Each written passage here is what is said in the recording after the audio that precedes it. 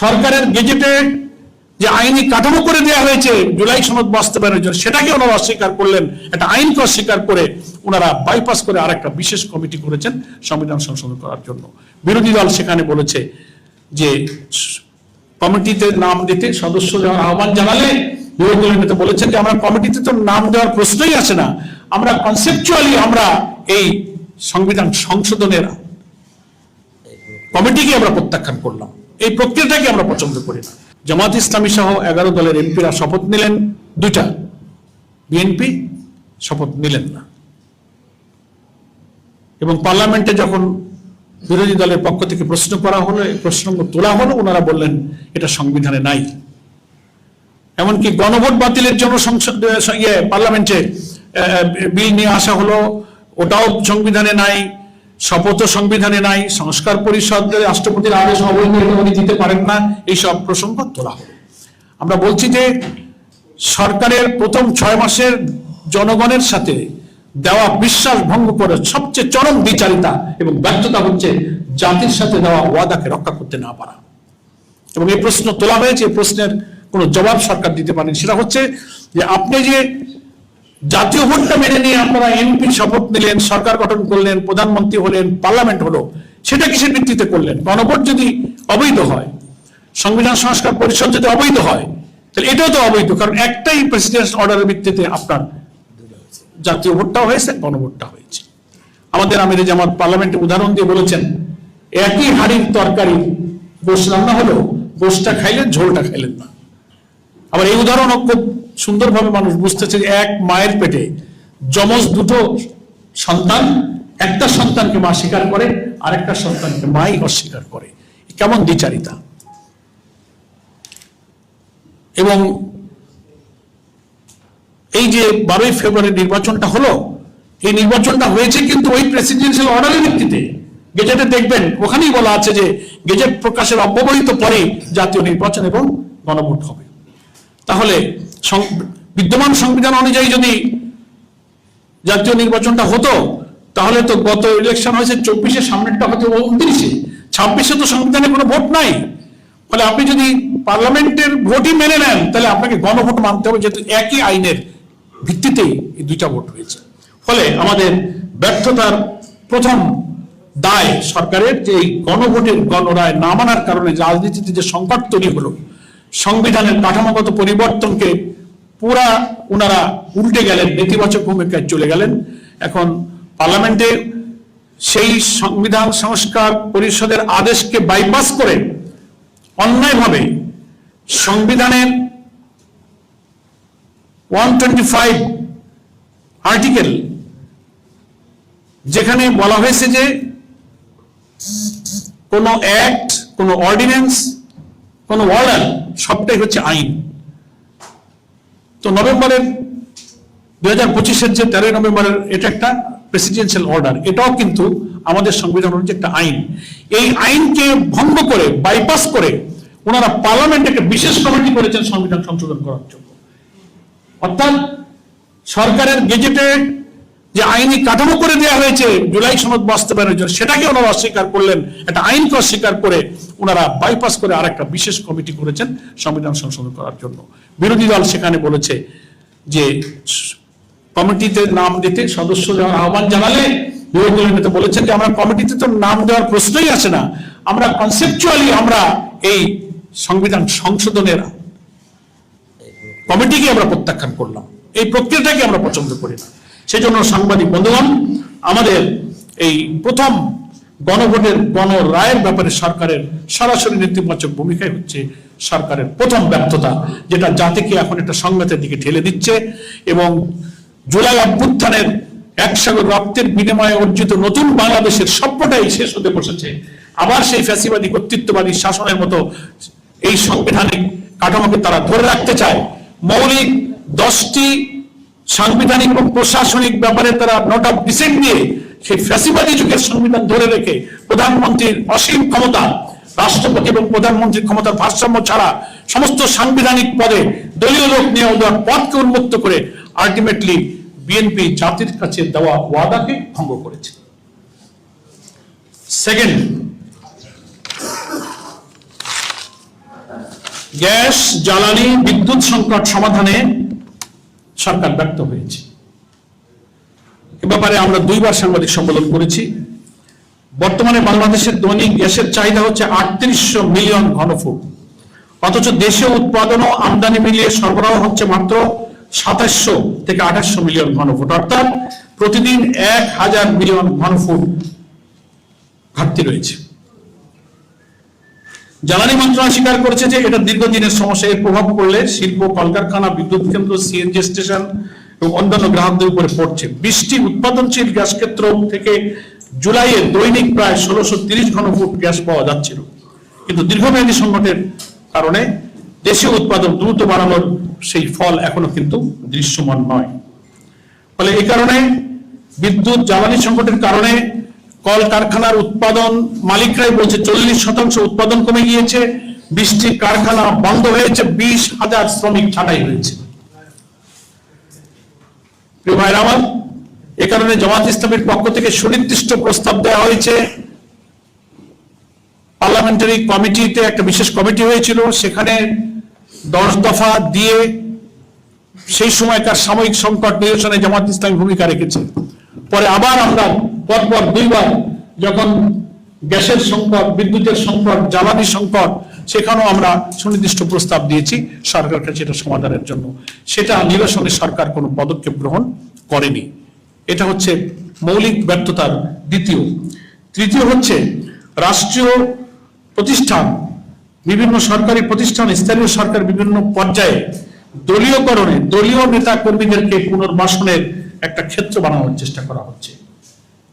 আপনাদের মনে আছে সাংবাদিক বন্ধুগণ, এই মিলনায়তনেই সাংবাদিক সম্মেলনে আমরা আলাদাভাবে দলীয়করণের তথ্য প্রমাণ তুলে ধরেছিলাম। অন্তত 11টি সরকারি পদে, স্বায়ত্তশাসিত কর্পোরেশনে, ইলেকশন কমিশনে ছাত্রদল, যুবদল, বিএনপির নেতাদের পদ পদবি সহ আমরা আপনাদেরকে তথ্য দিয়েছিলাম। আমাদের কাছে আছে, আপনাদের কাছেও আছে। তারা নিয়োগ দিয়েছে। প্রত্যেকটি জেলা পরিষদে দলীয় লোক নিয়োগ করেছেন। 8টি উন্নয়ন কর্তৃপক্ষে দলীয় তারা নিয়োগ করেছেন। সিটি কর্পোরেশনগুলোতে দলীয় লোক নিয়োগ করেছেন। বিএনপির মহাসচিবকে প্রশ্ন করা হলে উনি বলেছেন যে সরকারে আমরা আছি, তো আমাদের লোক দেবো না তো কাদের লোক দেবো? কিরকম জবাব হলো? তাহলে ফ্যাসিবাদী আওয়ামী লীগকে দলীয় করার বিরুদ্ধে আমরা যে আন্দোলন করেছি, তো সেই কথাই তো আপনি বললেন। এবং বিশ্ববিদ্যালয়গুলোতে সব ভিসিদেরকে সরিয়ে দিয়ে দলীয় পদ পদবীধারী ভিসি নিয়োগ দেওয়া হচ্ছে। আমাদের সরকারি চাকরি বাকরির নিয়ম শর্ত অনুযায়ী তিনি যদি এর পূর্বে কোনো দল সংগঠনে থাকেন, সেখান থেকে পদত্যাগ করে আসতে হয়, তার একটা সময় টাইম ডিউরেশন থাকে। ইলেকশন কমিশনের এডিশনাল সেক্রেটারি থেকে নিয়ে শুরু করে যে সমস্ত পদে নিয়োজিত হয়েছে সরকারি পদে, তারা খোঁজ নিয়ে দেখা গেছে সেই সমস্ত পূর্বের দলীয় পদের থেকে কেউ রিজাইনও করে নাই, যায় নাই, ওনাদেরকে নিয়োগ দিয়ে দেওয়া হয়েছে। ফলে সরকারি চাকরিতে নিয়োগের জন্য মেধা, ইন্টারভিউ, যোগ্যতার কোনো দরকার নাই। বিএনপির পদ পদবি একটা বড় কোয়ালিটি। আর তারপরে সম্প্রতি বড় বড় পদে, বড় বড় জায়গায় বিভিন্ন স্বায়ত্তশাসিত প্রতিষ্ঠানে নিয়োগ দেওয়া হচ্ছে। জামাত ইসলামীকে 11 দলকে যারা বেশি গালাগালি দিতে পারবে, তার তত দ্রুত প্রমোশন হয়ে যাচ্ছে। না আমার বলার দরকার নেই, আপনারা সব খবর রাখেন। সেজন্য এটা যেন মনে হচ্ছে যে বিএনপি দলের নেতাকর্মীদের একটা বেকারত্ব দূর করা, পুনর্বাসনের একটা কেন্দ্র হয়েছে সরকারি এবং আধা সরকারি স্বায়ত্তশাসিত প্রতিষ্ঠানগুলো। এটা হচ্ছে সরকারের 6 মাসের তৃতীয় ফেলিওর। কারণ 31 দফা বিএনপির যেটা, তার 9ম দফায় আপনারা পড়ে দেখবেন, গুগলে সার্চ দিয়ে পাবেন। ওনারা বলেছেন যে আমরা ক্ষমতায় গেলে সকল প্রকার দলীয় সংকীর্ণতার ঊর্ধ্বে উঠে সকল সরকারি স্বায়ত্তশাসিত সমস্ত পদে নিয়োগের ব্যাপারে একটা সুন্দর প্রশাসনিক ব্যবস্থা গ্রহণ করা হবে। এইটাই কি দলীয় সংকীর্ণতার ঊর্ধ্বে? বিএনপি প্রকাশিত সকল জাতীয় পত্রিকায় ছবি সহিত, আমাদের কাছে ছবি আছে, কে কোন পদে আছে, কাকে বিএনপির কোন পদে নিয়োগ দেওয়া হয়েছে। আপনাদের কাছে আমরা আগে একদিন সাপ্লাই দিয়েছি, আজকে আপনারা এখান থেকে নিতে পারবেন। বলছেন আর কি, বলেছি, এখানে আছে। তো এটা আমি মনে করি সরকারের বড় ব্যর্থতা। এখান থেকে সরে আসতে পারছেন না, বরং যুক্তি দিচ্ছেন যে আমরা ক্ষমতায় আছি, তো আমরা কি করব? কেন? এই যে জেলা পরিষদগুলোতে তো প্রশাসক ছিল, সিটি কর্পোরেশন প্রশাসক ছিল, সেটা নন পলিটিক্যাল এবং সরকারি লোক ছিল। আপনি ইলেকটেড গভর্নমেন্ট, আপনি প্রয়োজন হলে আবার ইলেকশন দিয়ে দিতেন, নির্বাচিতরা আসতো, কিন্তু তাকে সরিয়ে দিয়ে আপনি দলীয় লোক দিলেন কেন? এতেই তো মনে হয় যে আসলে আপনি দলীয় করণই করতে চেয়েছেন। না, এমন না যে সেখানে কোনো প্রশাসক নাই, এখনই একটা প্রশাসক দিতে হবে, যে কারণে দিতে হয়। প্রশাসক সব জায়গায় ছিল এবং সরকারি প্রতিনিধি সেখানে ছিল। চতুর্থ হচ্ছে আইন শৃঙ্খলা পরিস্থিতির অবনতি এত পরিমাণ হয়েছে যে সরকার আইন শৃঙ্খলাকে অগ্রাধিকার দেওয়ার কথা বলেছিল, কিন্তু দেখা যাচ্ছে ট্রান্সপারেন্সি ইন্টারন্যাশনাল সহ বিভিন্ন সংস্থার পর্যবেক্ষণে প্রথম 100 দিনেই তাদের 605টি হত্যাকাণ্ড, 294টি ছিনতাই, 196টি অপহরণ, নারী শিশু নির্যাতনের 3496টি ঘটনা রেকর্ড করা হয়েছে। এবং এই সময় দেশ জুড়ে আরো মব সহিংসতা, হত্যাকাণ্ড, মে মাস পর্যন্ত এসে আবার 915টি হত্যাকাণ্ড, 461টি ডাকাতি, 286 অপহরণ, 3277টি চুরির ঘটনা, 5448টি নারী ও শিশু নির্যাতন এবং মে এবং 2026 এসে 915টি হত্যা মামলা রেকর্ড হয়েছে। তো ফলে দেখা যাচ্ছে যে ক্রমশ হত্যাকাণ্ড, ধর্ষণ, ডাকাতি, ছিনতাই, নারী শিশু নির্যাতন একের পর এক বাড়ছে। এবং ক্যাম্পাসগুলোতে আপনারা দেখতে পেলেন দীর্ঘদিন এই রাজনৈতিক পরিবর্তনের পরে আমরা আশা করেছিলাম অন্তত রাজনীতিতে একটা পরমত সহিষ্ণুতা থাকবে, রাজনৈতিক দল ছাত্র সংগঠনে আর রক্ত ঝরবে না, শারীরিকভাবে কারোর উপরে কেউ হামলা করবে না।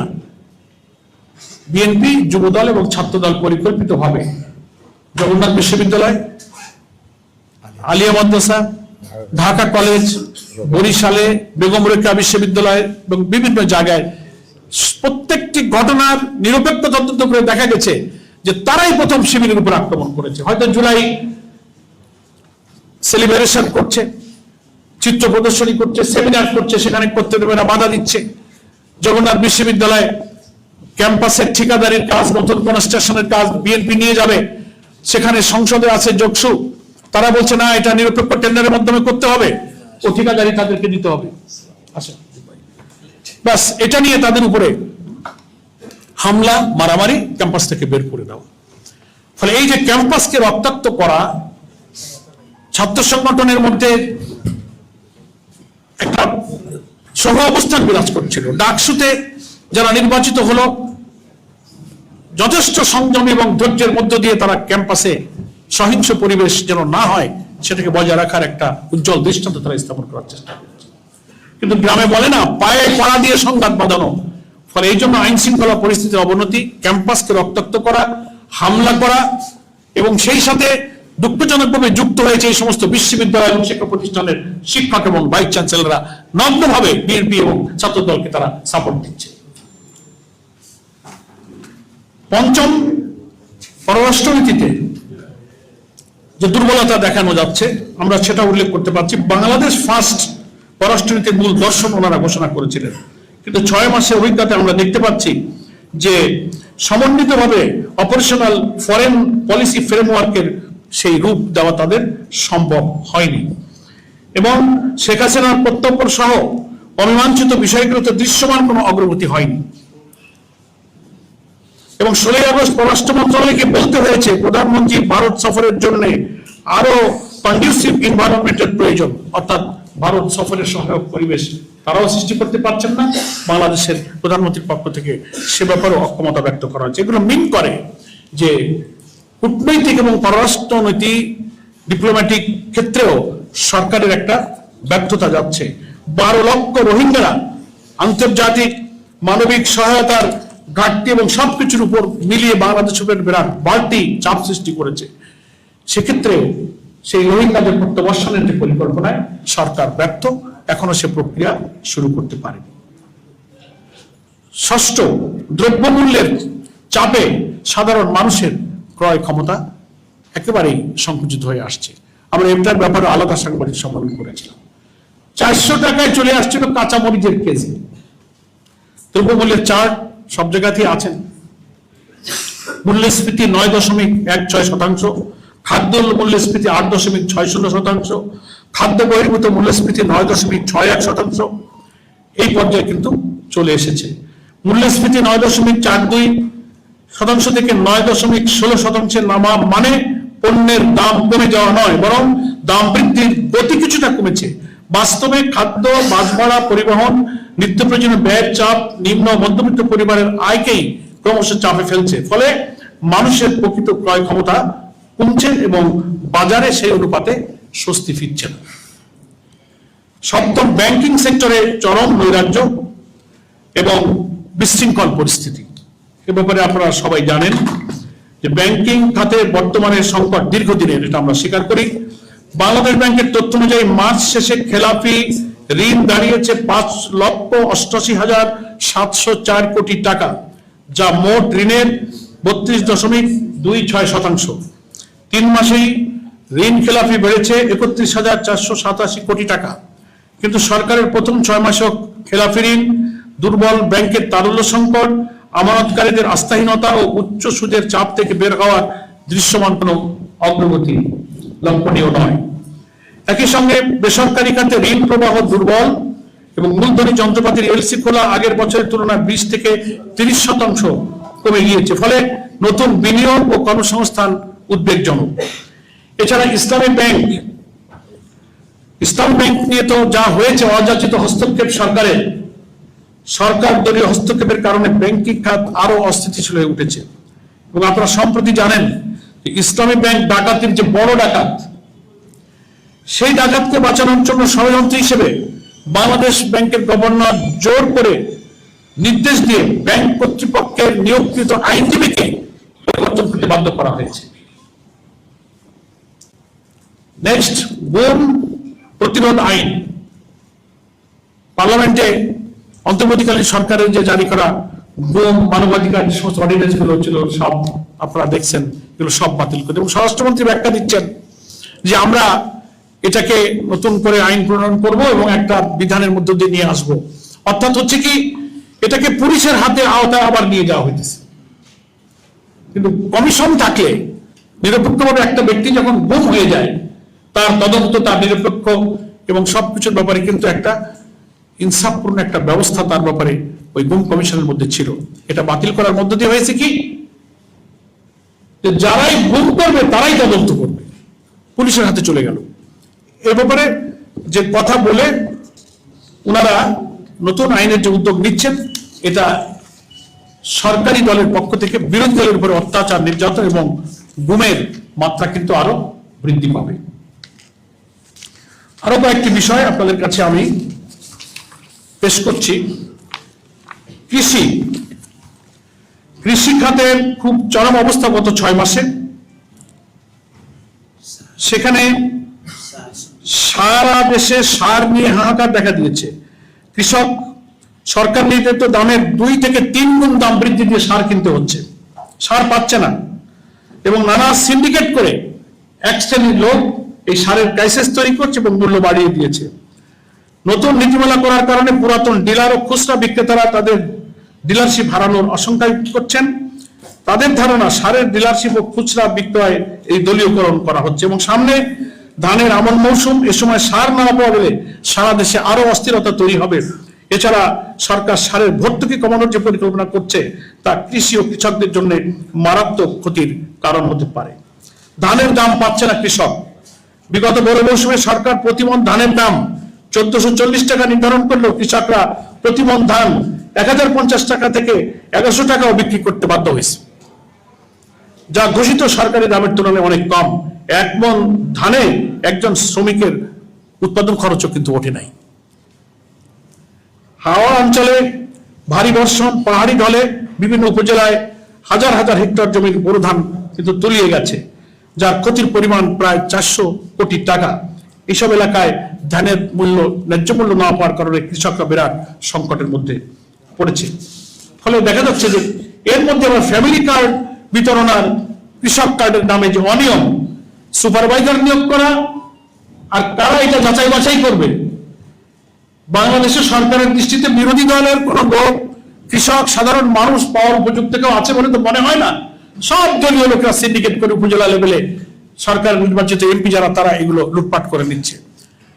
কে যাচাই বাছাই করবে, কে এটা সুপারভাইজ করবে, এই কমিটি আর এই যাচাই বাছাইকারী নিয়োগ করা নিয়েই দলের মধ্যে নিজেদের মধ্যে মারামারি হইতেছে। অনেকগুলো ইউনো অফিস অ্যাটাক হয়েছে, নিজেরা নিজেরা মারামারি করেছে। ফলে এই ফ্যামিলি কার্ড, কৃষক কার্ড, এটা হয়েছে আমাদের সাধারণ দরিদ্র মানুষের জন্য আরেকটা বিড়ম্বনার বিষয়। এরপরে হচ্ছে আমাদের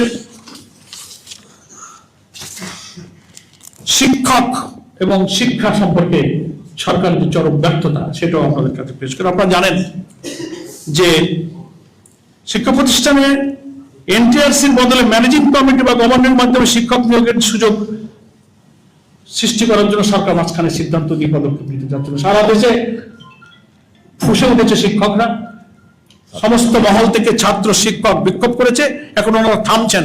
ষড়যন্ত্র কিন্তু শেষ হয়নি। এমপিওভুক্ত শিক্ষকরা রাজনীতি করতে পারবে না। সুদীর্ঘকাল বাংলাদেশের ইতিহাসে এমপিওভুক্ত স্কুল, কলেজ, মাদ্রাসার শিক্ষকরা রাজনীতি করছেন। বেসরকারি যেখানে সরকারি এমপিওভুক্ত বেতন থাকে, তারা পার্লামেন্ট ইলেকশন করে, তারা ইউনিয়ন পরিষদে নির্বাচিত হয়। জাতীয় সংসদ সদস্যদের ক্ষেত্রে অব্লিগেশন নাই। ওনারা নতুন করে ইলেকশন কমিশনের পক্ষ থেকে একটা মিটিং করে কমিশনে ওনারা একটা সিদ্ধান্ত নিয়ে একটা রিকমেন্ডেশন অ্যাপ্রুভ করেছেন যে এমপিওভুক্ত কোনো শিক্ষকরা স্থানীয় নির্বাচনে অংশ নিতে পারবে না। জামাত ইসলামের পক্ষ থেকে একটা ডেলিগেশন আমরা গিয়েছিলাম, লিখিতভাবে আমরা বলেছি যে আপনাদের এই সিদ্ধান্ত বাতিল করুন। ওনারা আমাদেরকে এইটুকু বলেছেন যে না, আমরা আমাদের কমিশনের মিটিংয়ে এটা অ্যাপ্রুভ করেছি, কিন্তু আমরা এখনো মন্ত্রণালয়ে এই চিঠিটা পাঠাইনি। আমরা বলেছি এটা আপনাকে বাতিল করতে হবে। এখন নতুন করে শুনছি সরকারের উচ্চ পর্যায় থেকে শিক্ষা মন্ত্রণালয়কে নির্দেশ দেওয়া হচ্ছে যে এইটার জন্য আপনারা আইন তৈরি করার জন্য খসড়া রেডি করুন। বেসরকারি প্রতিষ্ঠানের অর্থাৎ এমপিওভুক্ত শিক্ষকরা রাজনীতিতে অংশ নিতে পারবে না। আমরা পরিষ্কার বলতে চাই, এটা সরাসরি সংবিধান বিরোধী। প্রত্যেকটি নাগরিক তার মত প্রকাশের, রাজনীতি করার অধিকার আছে বেসরকারি প্রতিষ্ঠানের চাকরি বিধি অনুযায়ী।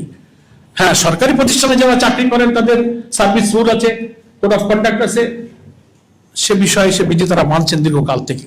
তারা তো এটা করেন না। নতুন করে দীর্ঘকাল যেটা নাই সেখানে আবার সরকার হাত দিচ্ছেন। এতে বোঝা যাচ্ছে যে শিক্ষা প্রতিষ্ঠানের উপরে এই যে অযাচিত হস্তক্ষেপ করে কি উদ্দেশ্য ওনাদের আছে। আমরা মনে করি শিক্ষাঙ্গন নিয়ে সরকার একটা চরম নৈরাজ্য সৃষ্টি করছেন। এখানে শৃঙ্খলা রক্ষায় তারা ব্যর্থ হচ্ছেন। শিক্ষকদের বেতন ভাতা প্রদান এবং নবম পে স্কেল বাস্তবায়নের যে ওয়াদা ছিল সেটা অস্বাভাবিক বিলম্ব করা হচ্ছে। শিক্ষকরা নিদারুণ কষ্ট তারা ভোগ করছেন এবং শিক্ষক নিয়োগের দীর্ঘদিনের শূন্য পদ 36,235টি প্রধান শিক্ষক পদে পদোন্নতি দেওয়ার কথা ছিল। 38,443 জন সহকারী শিক্ষক নিয়োগের পরিকল্পনা আগের থেকেই ছিল। এই সব পদগুলো কিন্তু এখনো পূরণ হয়নি। অবসরপ্রাপ্ত শিক্ষক যারা রিটায়ার করে আছেন, আর্থিক তাদের যে প্রাপ্য, সেই প্রাপ্যগুলো তারা পাচ্ছেন না।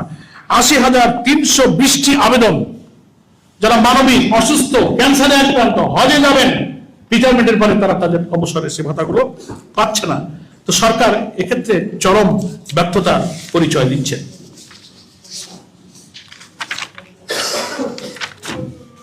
স্বাস্থ্য খাতের যে কি নৈরাজ্যের কথা তো সব টের পাচ্ছেন। স্বাস্থ্যমন্ত্রী যখনই তার মাথায় উঠতেছে এক এক জায়গায় চলে যাচ্ছে, সারাদিনের কোনো অভিজ্ঞতা খোঁজ খবর নাই, এক এক জায়গায় গিয়ে এক এক সিদ্ধান্ত দিচ্ছেন, আর রোগী, হাসপাতাল কর্তৃপক্ষ, জনগণ ক্ষিপ্ত হয়ে উঠছে। প্রত্যেকটি উপজেলা পর্যায়ের কমপ্লেক্স 101 শয্যায় উন্নীত করার পরিকল্পনা ঘোষণা আগের থেকেই করা হয়েছে। 6 মাস চলে গেছে, উপজেলা হেলথ কমপ্লেক্স গুলো 100 বেডের উন্নীত করা হয়নি। এবং চিকিৎসক এবং স্বাস্থ্যকর্মীদের ব্যাপক ঘাটতি, ঔষধ সংকট, হাসপাতালগুলো একেবারেই অব্যবস্থা, নোংরা, অস্বাস্থ্যকর পরিবেশ। আমাদের এমপি সাহেবরা যাচ্ছেন এই সিন্ডিকেট এবং দুর্নীতির জায়গায়, যখন যাচ্ছে সেখানে ওই সিন্ডিকেট দ্বারা আমাদের এমপি সাহেবরা পরিদর্শনে বাধাগ্রস্ত হচ্ছে। হামে কি পরিমাণ শিশু মৃত্যুবরণ করলো সরকার, পূর্বে সরকারকে দোষ দিল। আধুনিক চিকিৎসা বিজ্ঞানের এত উন্নতির সময় এই সরকার কিন্তু কোনো পদক্ষেপ, কোনো ব্যবস্থা প্রিপারেশন নিতে পারে নাই। আমাদের বিরোধী দলের এমপি সাহেবরা উন্নয়নের জন্য, নির্বাচিত এমপি তারা তাদের নিজেদের এলাকায় উন্নয়ন কাজ করবেন, বরাদ্দ, রাস্তাঘাট, মানুষের দারিদ্র্য বিমোচন, খাল নদী খনন, উন্নয়ন, রাস্তাঘাট, তাদের বরাদ্দের ক্ষেত্রে প্রচন্ড বৈষম্য করা হচ্ছে। বরং বিরোধী দলের নির্বাচিত এমপিদের খবরদারি করার জন্য মহিলা সংরক্ষিত আসন তাদের এক একজন এমপিকে তাদের মাথার উপরে বসায় দিয়ে তাদেরকে সুপারভাইজার বানানো হয়েছে। প্রচন্ড সংবিধান বিরোধী, সম্পূর্ণ অনিয়ম, দলীয়করণের একটা নির্লজ্জ পদক্ষেপ হচ্ছে এটা। নির্বাচিত একজন এমপিকে আপনি অনির্বাচিত সংরক্ষিত আসনের একজন মহিলা, যিনি ওই এলাকার কোনো মানুষ নন, তিনি তার উন্নয়নে তদারক করবেন? সংবিধানে একজন জনপ্রতিনিধির এখতিয়ারের উপর হস্তক্ষেপ করা হয়েছে, এবং তাও করবেন আপনি বিরোধী দলের এমপির উপরে, সরকারি দলের সংরক্ষিত। তাহলে এখন সরকারি দলের এমপিরা যেখানে আছেন তার কাছে তদারক করবে। এগুলো হচ্ছে নির্লজ্জ দলীয়করণ এবং নির্বাচিত বিরোধী দলের এমপিদের উন্নয়নের কাজে ব্যাপক হস্তক্ষেপ করা হচ্ছে। বিচার ব্যবস্থাতে একেবারে সর্বনাশ করা হয়েছে, স্বাধীন বিচার ব্যবস্থাটা শেষ করে দিয়েছে। সুপ্রিম কোর্টের স্বাধীন সচিবালয় করা হয়েছিল, সেই সচিবালয় তারা বাতিল করে দিয়েছে। সুপ্রিম কোর্ট সেক্রেটারিয়েট অর্ডিন্যান্স, যেটা সুপ্রিম কোর্টের নিজস্ব সচিবালয়, বিচার বিভাগের প্রশাসনিক স্বায়ত্তশাসন জোরদার একটি গুরুত্বপূর্ণ উদ্যোগ হিসেবে বিবেচিত হচ্ছিল, কিন্তু সরকার সেটা বাতিল করে দিয়েছে। স্বাধীন বিচারক ব্যবস্থা নিয়োগের 2025-এর যে সুপ্রিম কোর্ট জাজেস অ্যাপয়েন্টমেন্ট অর্ডিন্যান্স, সেটা বাতিল করে দিয়েছে। ফলে এখন হয়েছে যে বিচারপতি নিয়োগের স্বচ্ছতা, মেধা থাকলো না, রাজনৈতিক প্রভাব এখানে এসে পড়লো।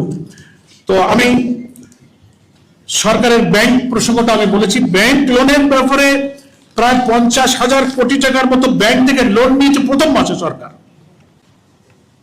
আর এ পর্যন্ত প্রায় 2 লক্ষ কোটি টাকা ব্যাংক থেকে সরকার ঋণ গ্রহণ করেছে। সাংবাদিক বন্ধুগণ, ভারতের সীমান্তবর্তী এলাকাগুলোতে এই সরকার ক্ষমতায় আসার পরে ব্যাপক হারে পুশিনের প্রেসার চলেছে, সীমান্ত হত্যা চলেছে। সেটা নিয়ন্ত্রণে পরিবেশ রক্ষা করতে সরকার ব্যর্থ হয়েছে। 11 দল জামাত ইসলামীকে সেই সব সীমান্তবর্তী জেলাগুলোতে তার প্রতিবাদ করতে হয়েছে, ভূমিকা রাখতে হয়েছে, রাজধানীতে মিছিল করতে হয়েছে। সে ব্যাপারে সরকার কোনো পদক্ষেপ গ্রহণ করেনি।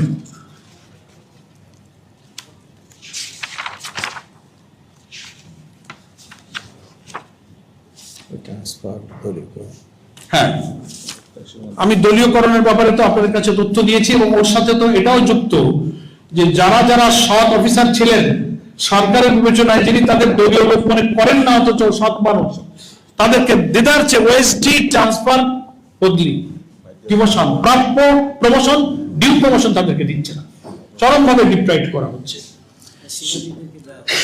সেজন্য বেছে বেছে তাদের দলীয় লোকদেরকে সামনে এনে, এবং দেখা যাচ্ছে যে এখন ফ্যাসিবাদী আওয়ামী লীগের বড় বড় আমলা সচিবালয় যারা, তাদের সংখ্যা এখন ক্রমশ ঘুরতে গেলে দেখা যায় যেখানে সেখানে তারা কিন্তু নিয়োগ পাচ্ছেন, তারা প্রমোটেড হচ্ছেন, এবং বর্তমান সরকারের প্রশ্রয়ে তারা কিন্তু সব জায়গাতে আবার নিজেরা মাথা উঁচু করে তারা দাঁড়িয়ে যাচ্ছেন। এবং গত 15ই আগস্টে তাদের শোক দিবসের কর্মসূচি পালন আগের বছরের চেয়ে বিভিন্ন জায়গায় সরকারি প্রশ্রয়ে, সুপ্রিম কোর্ট, হাইকোর্ট দমন থেকে শুরু করে বড় বড় জায়গায় তারা যেভাবে বিচরণ করছেন, তাতে বোঝা যাচ্ছে যে একদলীয় শাসন এবং আওয়ামী লীগকে প্রকারান্তরে রাজনীতিতে পুনর্বাসনের একটা ষড়যন্ত্র তাদের রাজনৈতিক হীন স্বার্থে তারা কিন্তু শুরু করেছে।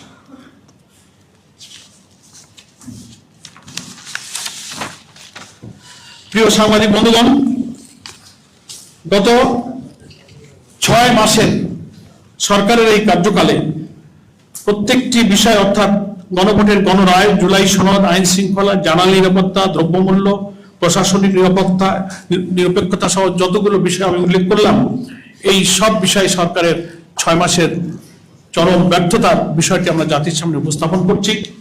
এবং আমরা কিছু পরামর্শ বিভিন্ন সংবাদ সম্মেলনে দিয়েছি যে গণভোটের গণরায় বাস্তবায়ন করে এই সংকট নিরসন করতে হবে। গ্যাস জ্বালানি সংকট নিরসনে আমরা বিরোধী দল এবং জামাত ইসলামী যে লিখিত প্রস্তাব দিয়েছি সেটা বাস্তবায়ন করে সংকট দূর করতে হবে। প্রশাসনকে দলীয়করণ মুক্ত করতে হবে, এবং কৃষি, শিল্প, সেচ, বিচার ব্যবস্থা, দ্রব্যমূল্য নিয়ন্ত্রণ, ব্যাংকিং খাত এবং গুম আইনের ক্ষেত্রে যে সমস্ত সর্বনাশা পথে হাঁটছেন সরকারকে এই জায়গা থেকে ফিরে আসতে হবে। আমি শুরুতে বলেছিলাম যে সরকারের নেতিবাচক এবং ব্যর্থতার জায়গাগুলো তো আমি বললাম, দুইটা জায়গায় আমরা একটু স্বীকৃতি দিচ্ছি কিছুটা হলেও, সেখানে সরকারের কোনো কৃত্য নেই, কিন্তু আমরা সেটা স্বীকার করি। সেটা হচ্ছে আমাদের দেশের রিজার্ভ যে একটা স্থিতিশীলতা রক্ষার কিছুটা চেষ্টা যে চলছে, এর পিছনে সরকারের কোনো কৃতিত্ব নাই। আমাদের প্রবাসে কর্মরত বিদেশি রেমিটেন্স যোদ্ধা যারা দেশপ্রেমিক, তাদের রক্ত হাড় ঘাম পানি করে যারা রেমিটেন্স বিদেশে পাঠাচ্ছেন, এই রেমিটেন্সের কারণেই রিজার্ভের ক্ষেত্রে কিছুটা হলেও একটা স্থিতিশীল পরিস্থিতি মাঝে মাঝে লক্ষণীয় হচ্ছে। আর একটা হলো পার্লামেন্টে আমাদের বিরোধী দলীয় নেতা ডক্টর শফিকুর রহমানের প্রস্তাবের কারণে ওই সময় বিদ্যমান জ্বালানি সংকট নিরসনে সরকার একটা বিশেষ কমিটি করেছিলেন উভয় পক্ষের সদস্যদেরকে নিয়ে, 10 জন সদস্য সমন্বয়ে। 30 দিনের মধ্যে ওনারা সেই কমিটিতে প্রচেষ্টা চালিয়ে সমস্যার কারণ এবং সমাধানের একটা পথ ওনারা বের করেছে। সেটাও বিরোধী দলের প্রস্তাবের কারণে হয়েছিল, এটুকু আমরা স্বীকৃতি দিচ্ছি যে সেই উদ্যোগটা তারা গ্রহণ করেছিলেন। আর সরকারের প্রত্যেকটি মন্ত্রণালয় এবং বিভাগে আমরা ব্যর্থতার দৃশ্যই শুধু চোখে দেখতে পাচ্ছি, জনদুর্ভোগ বাড়ছে। আমরা অনুরোধ জানাবো, পার্লামেন্টে একটা বিরোধী দল আছে, সরকারের পক্ষ থেকে বিরোধী দলের এই সব উল্লেখ করা সমস্যাগুলো, চিহ্নিত করা সমস্যাগুলোকে গুরুত্ব দেওয়া হোক, অ্যাড্রেস করা হোক, সমাধানের জন্য উভয় দলের সম্মিলিতভাবে পদক্ষেপ নিয়ে জাতিকে সংকট থেকে মুক্ত করা হোক। 6 মাস পার হয়েছে, আমরা আশা করি সরকারকে, আমরা আগের দিনে সাংবাদিক সম্মেলনে বলেছি, সরকার ব্যর্থ হোক এটা আমরা চাই না। সরকারের ভালো কাজে সহযোগিতা করাই আমাদের পার্লামেন্টের বিরোধী নেতার প্রতিশ্রুতি যে আমরা ভালো কাজে সহযোগিতা করতে প্রস্তুত, কিন্তু বন্ধ এবং জনস্বার্থ বিরোধী কাজে আমরা বিরোধিতা করব এবং আমরা বাধা দিব। আমাদের সেই রাজনৈতিক ভূমিকা সংসদেও চলবে, বাইরেও চলবে। আপনাদের সকলকে আমি ধন্যবাদ জানাচ্ছি। আপনাদের কিছু প্রশ্ন থাকতে পারে, আমাদের সম্মানিত নেতৃবৃন্দ উপস্থিত এবং সংবাদ সম্মেলনে চলার মধ্যে আমাদের সম্মানিত নায়েবে আমির মাননীয় জাতীয় সংসদ সদস্য অধ্যাপক মুজিবুর রহমান ভাই এসে উপস্থিত হয়েছেন। আর আগের নেতৃবৃন্দের পরিচয় তো আপনারা সবাই জেনেছেন। সাইফুল আলম মিলন ভাই আসছেন, তার পরপরই মাননীয় সংসদ সদস্য আমাদের নির্বাহী পরিষদ সদস্য বুলবুল ভাই আসছেন, এরপরে ঢাকা মহানগরী দক্ষিণের আমির জনাব নুরুল ইসলাম বুলবুল এমপি।